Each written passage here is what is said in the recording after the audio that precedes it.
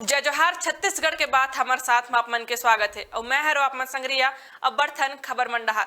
छत्तीसगढ़ में मेयर के direct election ला लेके अभी भी असमंजस बने हुए हैं।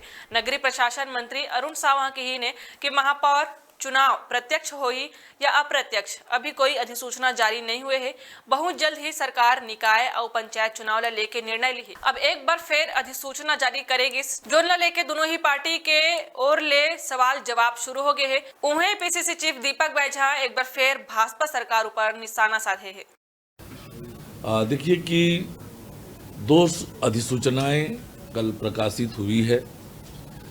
पहली अधिसूचना मतदाता सूची बनाने को लेकर है। जो मतदाता सूची बनाने में कठिनाइयां आ रही थी उसे दूर करने के लिए अधिसूचना लाई गई है। और दूसरी अधिसूचना पंचायत एक्ट में ये प्रोविजन था, पर नगरीय निकाय के एक्ट में, म्युनिसिपैलिटीज एक्ट में ये प्रोविजन नहीं था। इसलिए ये प्रोविजन किया गया है कि इनकेस निकायों के कार्यकाल पूरे हो जाएं और उस पीरियड में चुनाव कराने की स्थिति नहीं बनती है तो क्या होगा, इसे स्पष्ट करने के लिए ये अधिसूचना लाई गई। देखिए कि मतदाता सूची का अपडेट करना, दोस्तीकरण करना, नए जोड़ना, वो तो खैर चुनाव आयोग का रूटीन का काम है और होना भी चाहिए।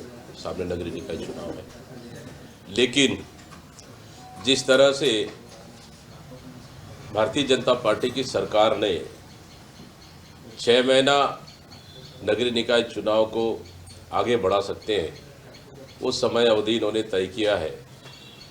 मतलब समझ जाइए कि भारतीय जनता पार्टी की सरकार पूरी तरह से डर गई है चुनाव को लेकर और जनता के रिएक्शन को लेकर। अभी दक्षिण विधानसभा उपचुनाव भारतीय जनता पार्टी हारने जा रही है और इसी का रीज़न भी है। और नगरीय निकाय चुनाव में भारतीय जनता पार्टी बुरी तरह से हारेगी पूरे प्रदेश में।